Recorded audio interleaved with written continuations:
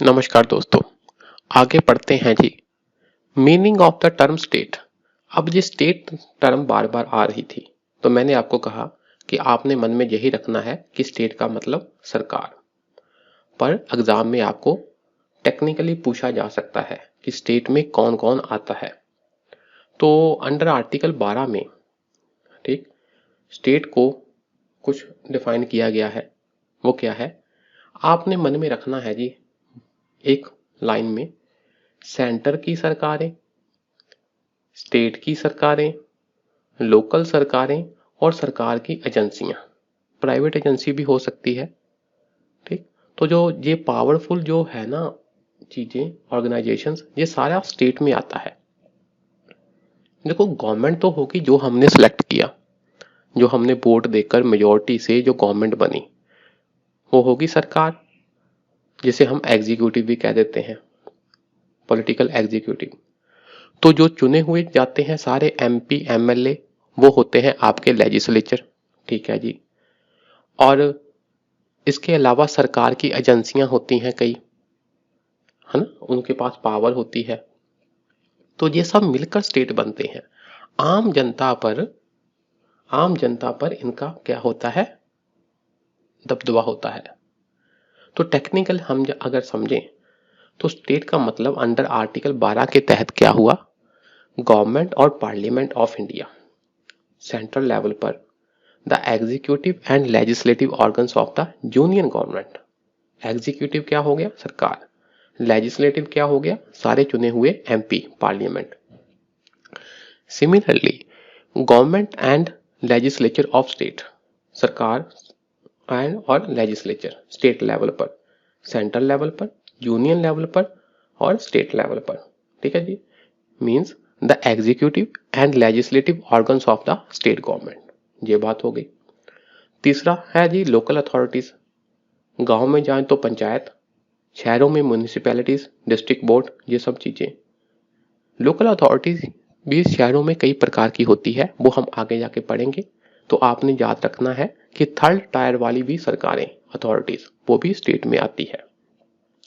इसके अलावा और अथॉरिटीज जैसे कोई स्टैट्यूटरी भी हो सकती है, कानून के हिसाब से बनी, या नॉन स्टैट्यूटरी भी हो सकती हैं, जैसे ओएनजीसी, एलआईसी, सेल, ये सब क्या है, अथॉरिटीज है।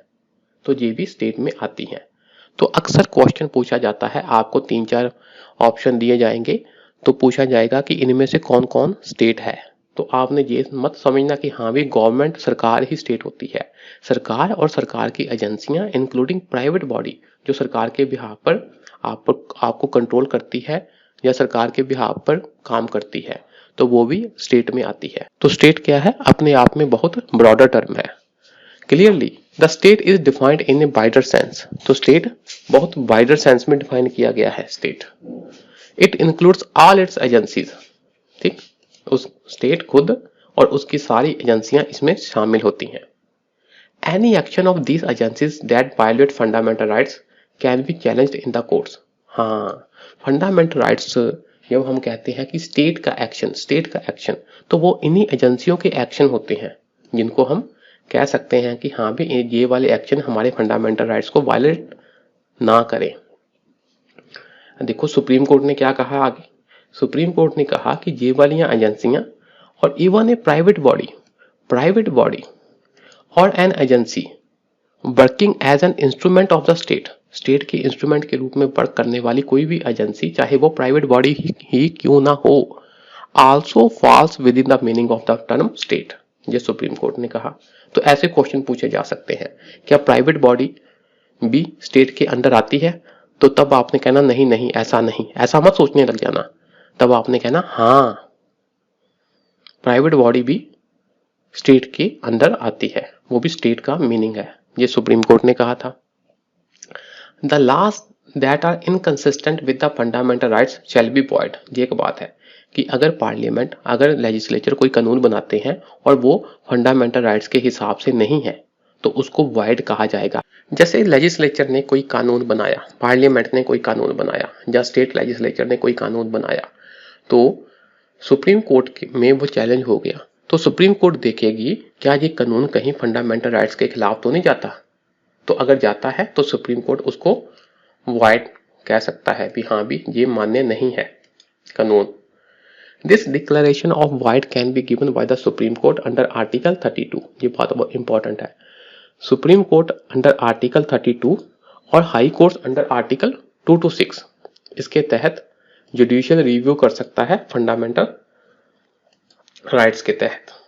ठीक है जी। कहीं कानून जो बनाया है या जो भी एग्जीक्यूटिव एक्शन हुआ है या कानून बनाया है, क्या वो फंडामेंटल राइट्स के खिलाफ तो नहीं जाता?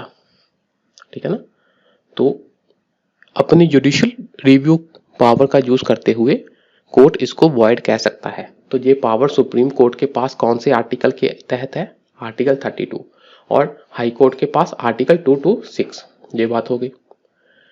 Under article 13 the term law includes, जब हम कहते हैं कि कोई भी कानून, तो उस कानून का क्या मतलब हुआ?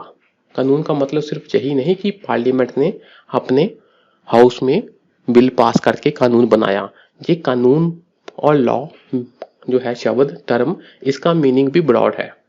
देखो जी क्या है जी, एक तो होते हैं जी परमानेंट लॉज, जैसे laws enacted by the parliament और द स्टेट लेजिस्लेचर। कोई कानून जिसको पार्लियामेंट या स्टेट लेजिस्लेचर ने बनाया, मतलब जो हमारे एमपी और एमएलए चुने हुए हैं लेजिस्लेचर वाले बंदे, उन्होंने मिलकर कानून बनाया बिल पास करके, वो कानून हो गए। इसके अलावा टेम्परेरी लॉज जैसे ऑर्डिनेंस, जब पार्लियामेंट का सेशन ना चल रहा हो तो प्रेसिडेंट या गवर्नर, सेंट्रल लेवल पर प्रेसिडेंट और स्टेट लेवल पर गवर्नर क्या इशू कर सकता है? ऑर्डिनेंस, अध्यादेश जारी कर सकता है। ठीक है जी। इसके अलावा देखो जी डेलीगेटेड लेजिस्लेशन। डेलीगेटेड लेजिस्लेशन क्या होते हैं?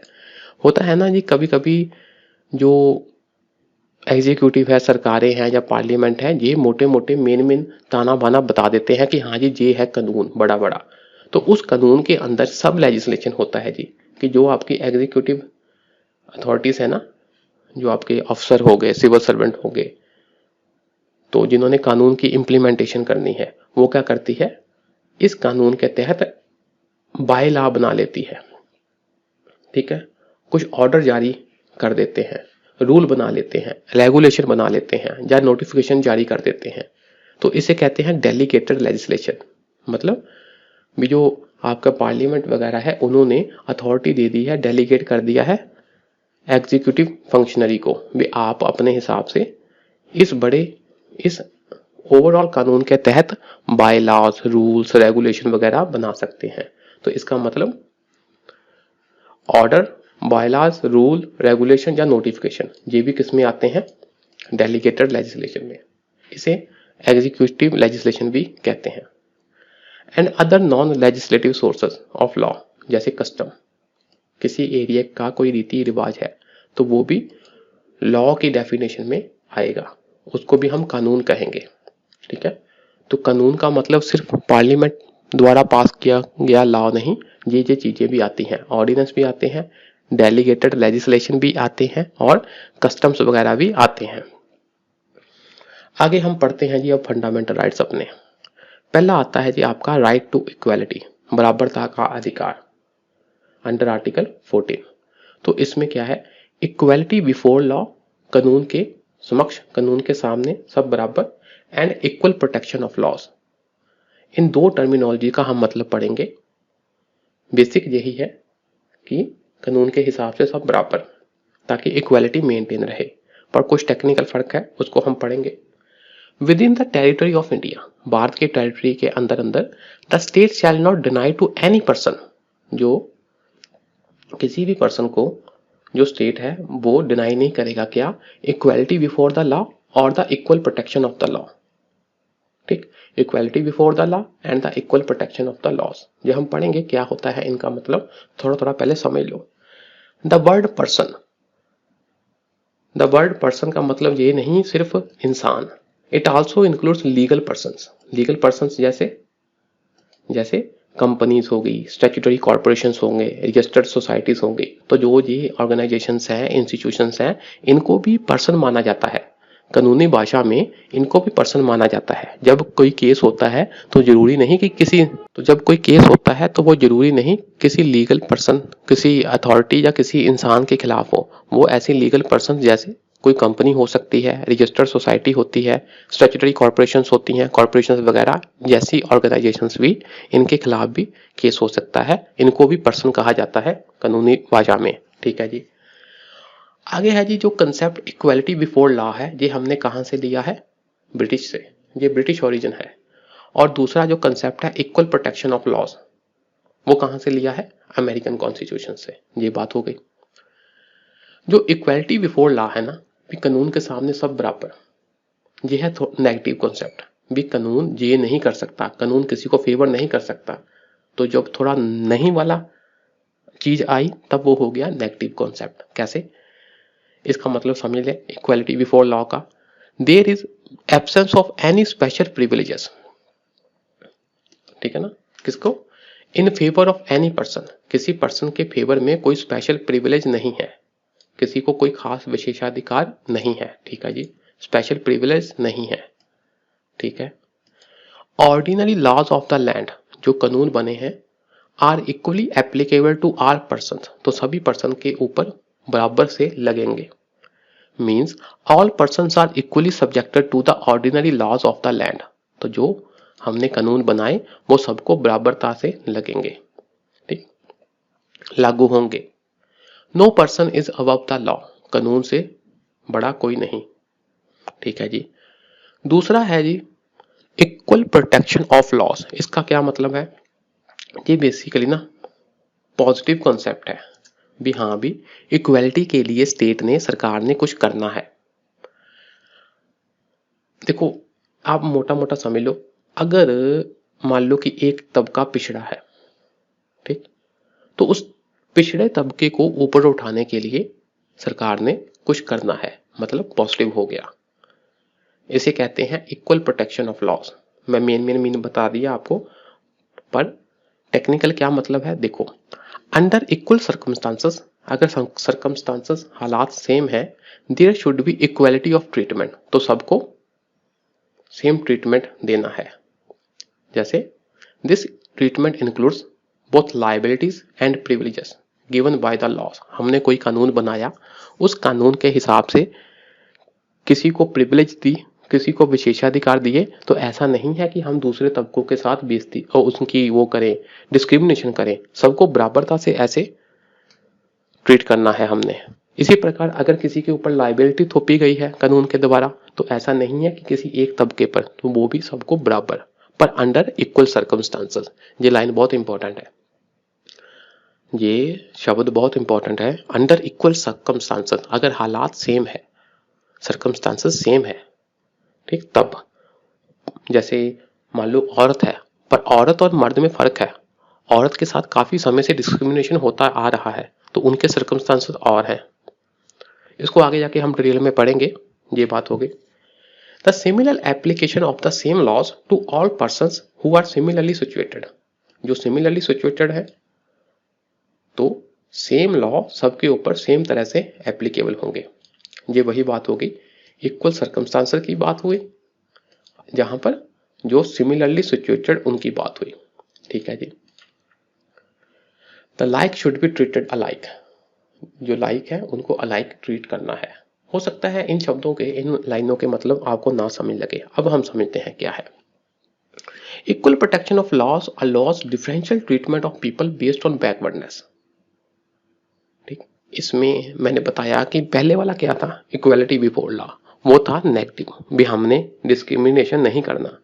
इक्वल प्रोटेक्शन ऑफ लॉज में क्या है कि लॉ आपको इक्वली प्रोटेक्ट करता है। अगर कोई समाज का वीकर सेक्शन है, बैकवर्ड है तबका, तो उसको उठाने के लिए स्पेशल ट्रीटमेंट करना चाहिए, उसको उठाने के लिए स्पेशल कदम उठाने चाहिए। ठीक है ना? इट अलाउज डिफरेंशियल ट्रीटमेंट, भी हाँ भी अगर कोई बैकवर्ड है तो उसको कुछ खास दे सकते हो आप, इसे कहते हैं डिफरेंशियल। ठीक, ये बैकवर्डनेस का आधार क्या है? सामाजिक, सोशो इकोनॉमिक एंड एजुकेशनल, सामाजिक, आर्थिक और शैक्षिक, socio economic and educational backwardness. ठीक। It provides for affirmative actions, भी हाँ हमने इन वीकर सेक्शन के लिए कुछ खास करना है। Affirmative actions for the weaker sections of the society. Affirmative action की एग्जांपल देखो, reservation. Reservation is an example of affirmative action. ठीक। वीकर सेक्शन को ऊपर उठाने के लिए आपने कुछ खास कदम उठाने हैं, अफर्मेटिव एक्शंस लेने हैं। एग्जांपल देखो, जिन लोगों की इनकम डिफरेंट है उनके लिए हम डिफरेंट टैक्स रेट लगाते हैं। ठीक। कमजोर वर्ग के लिए टैक्स कम है। तो इसी प्रकार क्या है रिजर्वेशन का कंसेप्ट, जो पिछड़ा तबका है उनको ऊपर उठाने के लिए उनकी सीटें चाहे एजुकेशन में हो चाहे नौकरियों में हो, क्या करो, चाहे इलेक्शन के लिए हो, क्या करो, रिजर्व कर दो। ठीक है जी, ये एग्जांपल्स हैं किसके, अफर्मेटिव एक्शंस के। पर देयर आर सम एक्सेप्शंस, कुछ एक्सेप्शंस हैं to this right to equality. Right to equality के लिए एक्सेप्शंस हैं। पहला देखो जी, प्रेसिडेंट और गवर्नर के लिए। प्रेसिडेंट बहुत हाई पोस्ट है और गवर्नर भी बहुत हाई पोस्ट है। ठीक। इनके लिए कुछ क्या है, खास इम्यूनिटीज है। इनके लिए कुछ खास इम्यूनिटीज है, वो क्या है देखते हैं हम। द प्रेसिडेंट और the governor is not answerable to any court for the exercise of their powers.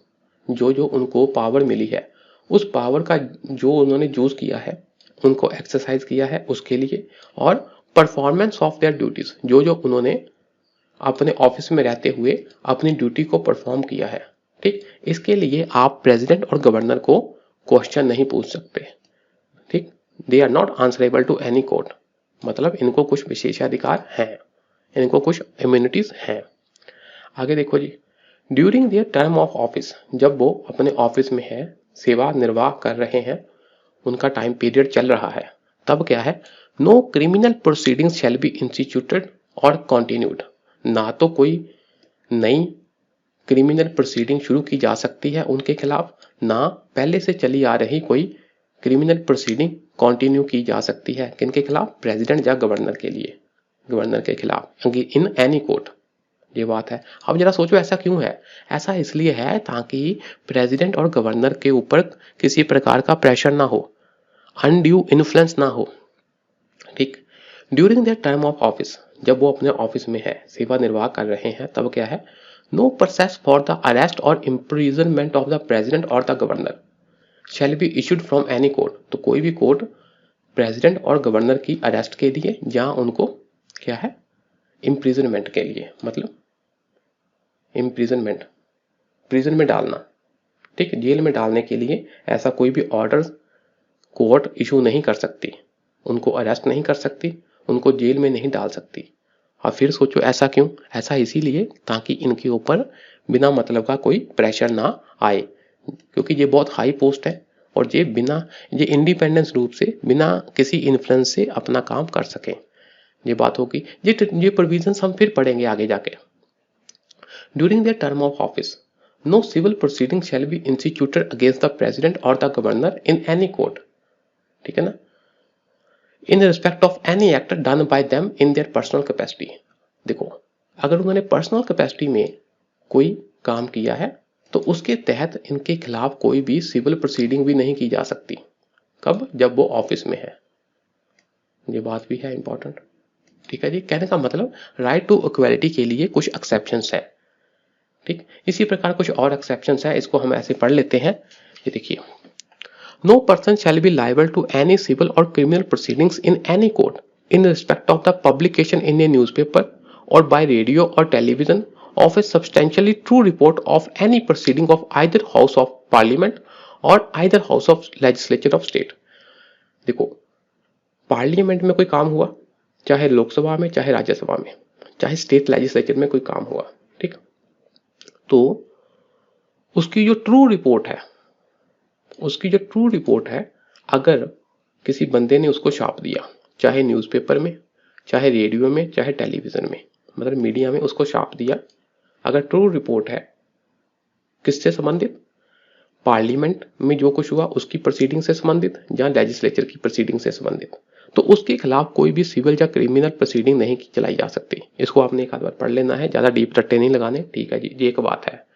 आगे देखो जी, no member of parliament shall be liable to any proceedings in any court in respect of anything said or any vote given by him in parliament or any committee thereof। ध्यान से समझो, अगर parliament के किसी बंदे ने, ठीक, parliament के किसी बंदे ने कोई कुछ भी कहा या कोई भी वोट दी, कुछ भी कहा, एनीथिंग सेड, और कोई वोट दी, कहां, पार्लियामेंट में या पार्लियामेंट की किसी कमेटी में, ठीक, तो उसके लिए ना, तो उनके खिलाफ कोई भी प्रोसीडिंग नहीं की जा सकती। उनके खिलाफ कोई आप प्रोसीडिंग किसी कोर्ट में कोई दोष नहीं कह सकते, क्योंकि वो इंडिपेंडेंट रूप से चुनकर गए हैं, उनके पास अधिकार है पार्लियामेंट के अंदर अपने विचार रखने का। इसलिए वो कुछ भी बोलेंगे, जहां उन्होंने कोई भी वोट दी, वोट देना भी क्या है, उनके विचार व्यक्त करने का एक तरीका है, चाहे पार्लियामेंट में चाहे पार्लियामेंट की कमेटी में, ठीक।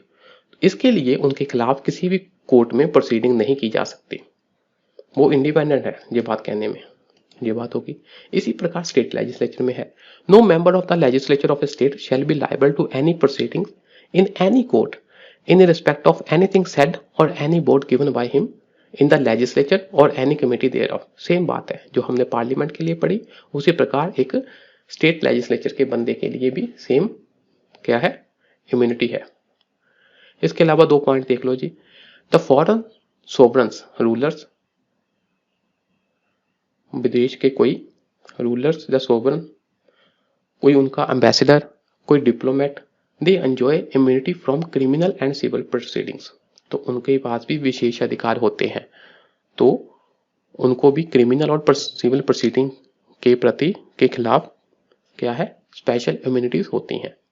कौन, जो बाहर के एम्बेसडर, डिप्लोमेट या कोई और रूलर्स इंडिया में आएंगे तो उनके पास विशेषाधिकार होते हैं, ये बात याद रखनी। इसी प्रकार the UNO and it's agencies enjoy the diplomatic immunities, इनको भी डिप्लोमेटिक इम्यूनिटी हासिल है। अगर ये बंदे इंडिया में आए हैं, इनके बंदे, तो ऐसा नहीं कि हम अपने कानून के हिसाब से इनको अरेस्ट कर ले, तो क्यों, क्योंकि इनके पास खास इम्यूनिटी है। ठीक है जी, एम लक्ष्मीकांत बुक से ये मैंने मैटर लिया था। तो आज के लिए इतना ही रखते हैं जी, शुक्रिया जी, नमस्कार।